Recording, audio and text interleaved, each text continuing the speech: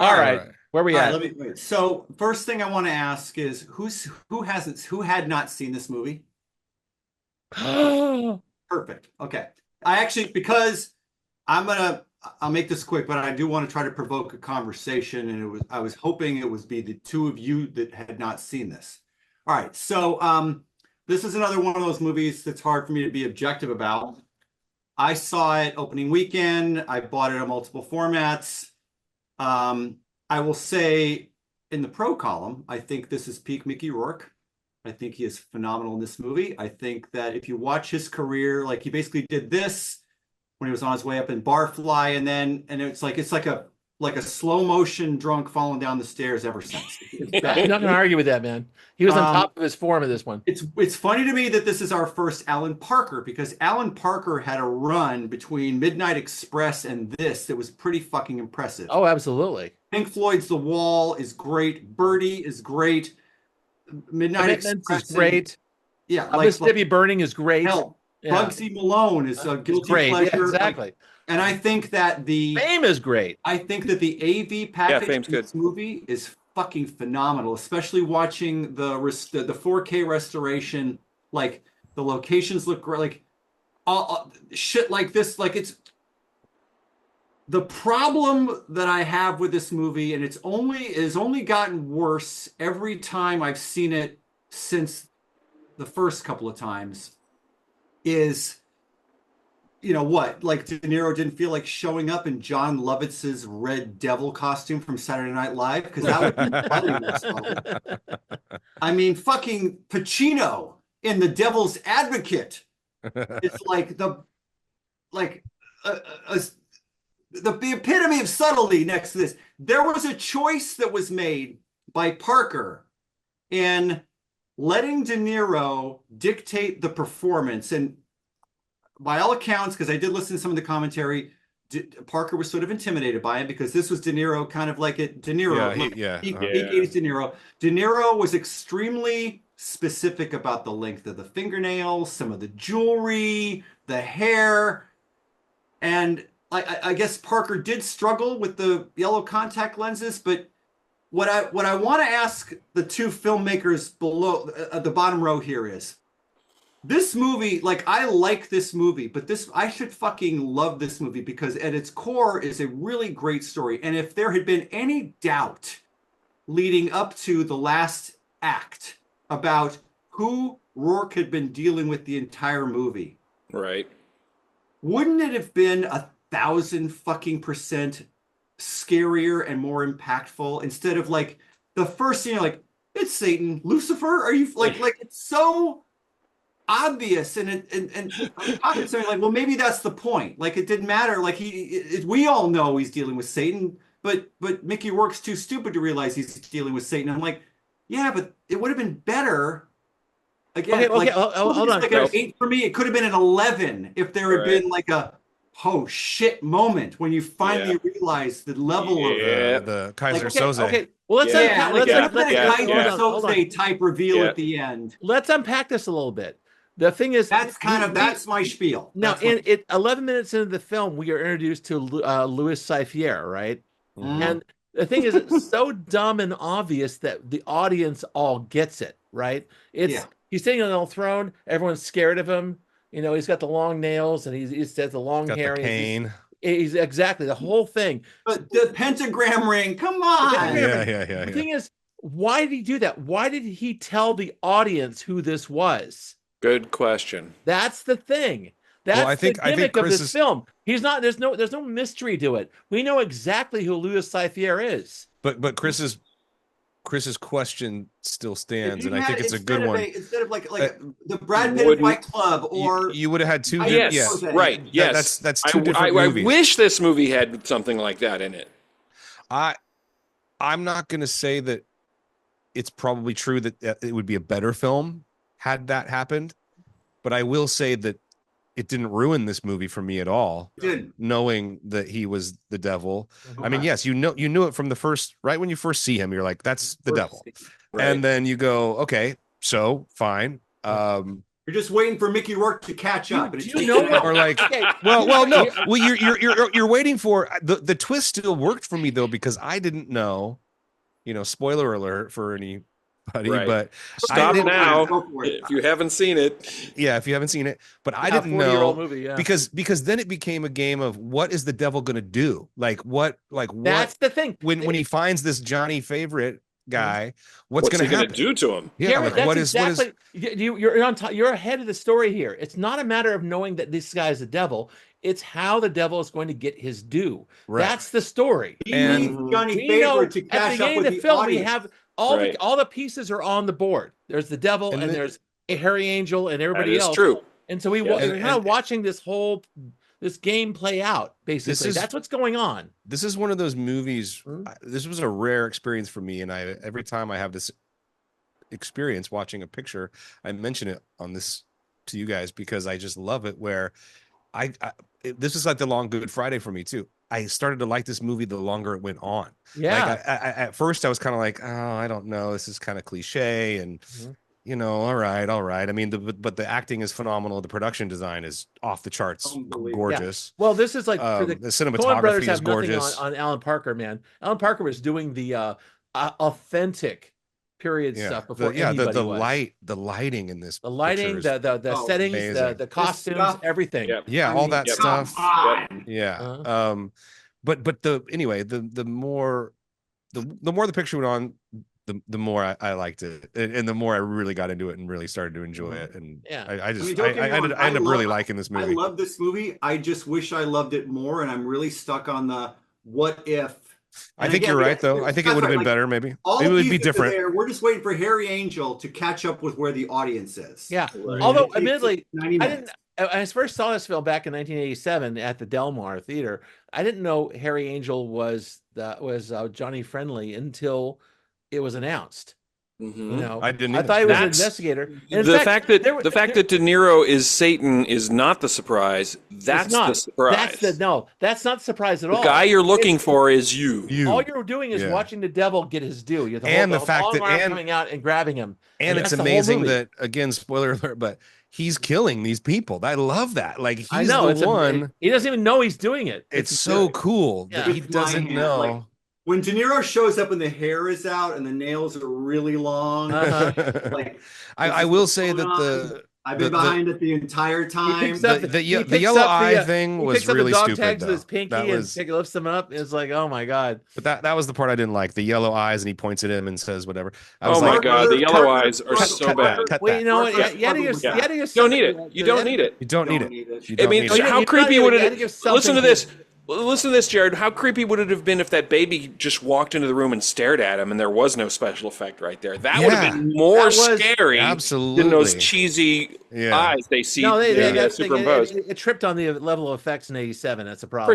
For sure. Yeah. You have to give it. You have to accept that as the product of its time. Well, I do think Mickey Rourke is phenomenal in this. God damn, he's charismatic. I remember this. I used to work in theaters, and it had a thing called the box office report. It actually reviewed all the films weeks before they came out, so I knew all about them. They reviewed this, and it says it's all great except for the end. Mickey Rourke, he chews a ton of scenery at the end. He's chopping up ice and saying, what the fuck was that about? Now, mind you, at the time I thought, you're right. He's really chewing a lot of scenery. But now I watched it again and realized it's all this character. It's all Johnny. Was it Harold? Coming to realize who he really is. Yeah, when he's screaming at the end, that was fantastic. I think that's magnificent. That's what it was incredible. Yeah, I love. I think the reviewer back in the 80s. I watched it twice. I'm like, God damn, he was good in this. Yes, he was. He really was.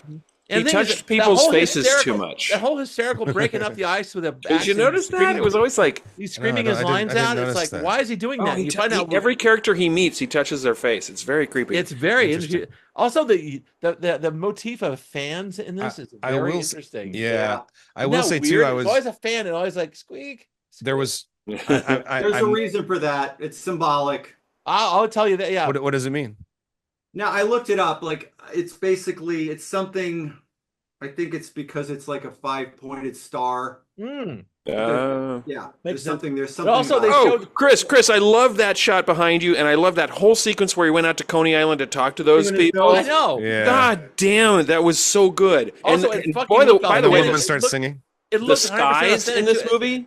Yeah. It looked like they really went back to the 40s. The Coney Island, it looked like the 40s. There was one. Trying to figure. It's all pre-CGI. It's like the period stuff. Good angles, man. It was like it's amazing. There's one really glaringly poor performance in the movie though. Who? And it's De Niro. It's the blonde girl who he sleeps with, and she gives him all the information. Yeah, that's all exposition queen. It's exposition. They're in the bed, and she's But go watch that again. It was the only time where I was like, oh my. In fact, I think it was. I'm not joking. I think all of her stuff is ADR. I don't even think it was like they probably dubbed her out, right? I don't even think it's the actress's performance in the room. Like there is noticeable ADR in this movie where they're like filling in pieces of the script that don't make sense. But that was just a really glaringly bad also one thing about this in terms of like seeing it in '87 as opposed to now is that Lisa Bonet, as the Evangeline Proudfoot.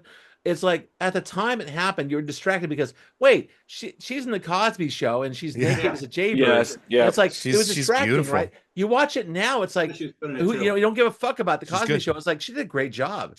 No, she's terrific. She's terrific, and she's actually terrific. She is, and the thing is, like, divorcing yourself of the times in the '80s, it's actually and I'm so glad, like, bring back movies that, like, with the nudity and the whole shebang. This is like the old. I love this. What year is? Remind me what year this is. 87. 1955. See, that's pretty late for this kind of thing because I associate this kind of nudity, this sort of casual, sexual, explicit. It was late on. I associate it with the 70s more than time period. Yeah. So it was 87. It was set in 1955. So it's like that nice feel to it. That fantastic scene where they're making love and that Laverne Baker song is playing. And then everything's going really well. Blood rain was amazing. Blood starts rolling down the walls. It's like I did say holy shit out loud. Yes. It's like, so good. Wow, what's going on now? A couple other things I looked up, so the costumes, there was a choice made because Parker's perspective was people make these period movies and the clothes, if they're making a movie set in 1955, the clothes are from 1955 because the reality is people got 10, 20-year-old clothes. Yeah, it's true. I've always said that. Cars. Same with cars, too. Same with cars. Yeah. There should be funky old cars. There should be a 1930s car on the road. That scene behind Chris is like, it was one of the first, like, jaw-dropping. They got everything fucking right in this the diner thing. The music, the 80 package in this movie. To the right of him is a 1942 Chevy, and there's also a 1951 pickup truck. Beside it, and it's like that's a nice mix of what we have back then, right? Yeah, right. And, we got Charlotte Rampling. I mean, like pretty heavy hitters. Love her. Little scenes, and they make a really big impact. Like I said, the only problem I have with this whole movie is just like, what would it have been like if De Niro had just dialed it back about 30 or 40%? Sure. Well, it goes back to the question of what the director wanted to say. I think Parker too. Jim was here. He read the book. I would have liked to have heard me too. Did this match the book? Sandy read the book, but she said she couldn't remember anything about it. Was that the way that the book played out? But to hear Parker tell it, he basically brought De Niro on. It's like, whatever the hell you want is fine, man. Yeah, exactly. I'm not going to do and look what we got. You go do that. Yeah, and look what we got. It's like when you see that first. Excuse me, Jared. But when you see that first scene where they meet for the first time. The two things that were going through my head was Mickey Rourke is so good and Robert De Niro's not. Yeah. It's like the greatest living actor in the United States. And it's not good. It's not apparently good. De Niro wouldn't talk to Mickey off camera because he thought it was important for the characters to have that distance. And Mickey Rourke took it super personally, super pissed off. And they had like this long-running feud for years after. Really? Yeah. Wow. Too bad. Whoa. I love the fact that the Mickey Rourke's basically a gumshoe, right? He's a private eye, and we've seen this character a million times. But the nice thing about Mickey Rourke's version of it is he's insecure. It's like he's confident. when he feels like he's on top of things, but when he goes to meet De Niro's character, Cypher, he's nervous and he's trying to be cool. He's trying really hard to be cool, but he's not cool. He's nervous. He's terrified because he's like, I'm now on the hook for a murder. And then 2 scenes later, I'm now on the hook for 3 murders. No. Yeah. Also, I like the fact they gave him like his phobia of chickens. Yeah. They kept showing up over and over again. That was really neat. And there's this Indiana Jones scene where he's running through the stable and the guys are shooting at him and he busts through the wall and it's full of chickens. There's chickens everywhere. It's like it had to be chickens. Why did it have to be chickens? And the egg is a symbol of the soul. Would you? Yeah, like he can. Oh, I mean, and then they're like, he defends himself. He can fight, but he's not like a badass. You know what I mean? No, you're right. Yeah. I love that about it. He's not like Mike. He's not. And he's really dorky when he meets Lisa Bonet's character too. Yeah, but he's like charming. Dorky. He's charming and dorky. At the same time, though, he also knows Ted Williams, the baseball player. Which is like knowing, like it's like knowing like Shania Twain. No, it's like knowing Taylor Swift. He was the biggest. Right. That was a great little character bit for that second guy after the two cops. The second cop's like, Ted Williams, the baseball player. And the thing is that's weird because I caught that as like this guy is still leading a charmed life, literally. Charmed life. Good point. And I mean, he's good with the women, like all these guys are. And, he's not overly cool in any way, shape, or form. He's living the fantasy of being a private. It's just such a good 50s. performance. It's like he's living a film noir sort of fantasy that's all artificial. Yeah, and it's like he's not Sam Spade or Mike Hammer. Though, no, but he says these guys get along. He's having fun. Maybe that was part of the deal he made. Yeah, that's the thing. It's like there's an inevitability. There's a sad, a terrifying inevitability about this film. Oh, when we get to the end and he's like, "I know who I am" over and over, and he doesn't fucking what he's saying. It's so sad. Nails it. And then he gets in the elevator and goes down at the end during the credits. Guys, this is one of those great episodes where I end up liking a movie better after hearing you guys talk about it. Oh, that's good. I mean, that happens maybe 20% of the time, actually. Maybe. Same here. Actually, I've been pulled across a couple times by you guys. Yeah. A couple of years later, who saw Jacob's Ladder? Oh God. Chris, that was the next thing out of my mouth because I put this in the exact same category. That was Adrian Lyne, right? It's like it looks amazing. Yes, I haven't seen that in a long time. It's got some great scenes, and it's like God. There's something at the core that is it is literally Hell Creek fucking bridge. Yeah, much. It just doesn't quite. There's something at the core that just does not work. Right. See, I was young when I saw Jacob's Ladder and it scared the crap out of me. Oh no, it's scary. Jacob's Ladder is scary. When I'll never forget, I must have been. It's scarier than this, I think. I must have been a kid because I'll never forget when that nurse bends over and her hat falls off and you see that fucking horn out of her head, and she puts her hat back on really quick. Like, I mean that. When you get that to lives in my head like since I was like a child. We won't do this movie, but like when you get to the reveal at the end and like fucking Haley Joel Osment brings Tim Robbins up to heaven, like I know. Because what I wanted was a movie about a guy that saw demons everywhere, and instead what you get is he's only seeing demons because he's dying. Yeah, and his whole life is literally flashing. The thing is, because it's an Owl Creek Bridge thing where he's living this imagined kind of like he's in a loop, like before in purgatory, basically, or limbo. But the inspiration for all the demonic stuff is Joel Peter Whitkin, which is one of the reasons why that shit is so fucking scary. And again, it's just like I actually think that movie misses the mark where I think at the end of the day this still kind of connects because in the same pot. This film is in terms of how time works and how history works, this film is not playing tricks on you. No. Harry Angel, Johnny Friendly traded souls with Harry Angel in 1943, and this is the story of the rest of his life. There's no flashbacks. There's no Owl Creek Bridge bullshit. No cheating. There's really no cheating either. Exactly. There's no cheating. This is a very straightforward and very earnest film in a lot of ways. Yeah. And so we had this conversation, Sheila and I, after the movie ended. It was like, why did he have to go through all that? Why didn't the devil just come at the end and collect his soul? And it was like, I guess this is the price he had to pay. No. He went through this. No, you know why Harry Angel went through all this? Because at the end, when the devil took his due, he had to kill off everybody who helped him.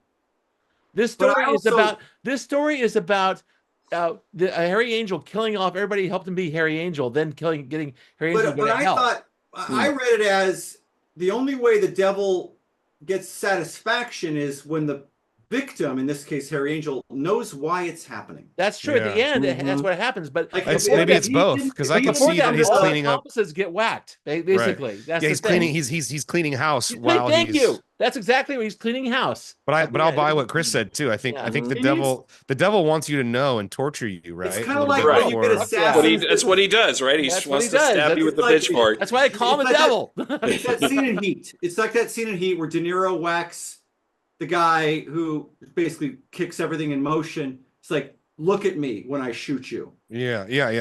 You need to know this is me doing it and why I'm doing it. Right. That's kind of where I think this is going. Yeah. All right. Well, dude, I think we've so again, this movie's like an A- for me. I wish it was an A+, but it's still an A-. Yeah. It's got a few flaws, but I think this film is it sets out to do what it does very well. I ended up really enjoying it. Okay, let's see how where our thumb is. Oh, for sure, thumbs up. I'm like here. Oh, really? But where were you before, John? I was just like, I think it looks good, but it doesn't work. And now I'm like, oh, okay. There you go. That's fantastic, man. That's fantastic. That's an improvement. That's great.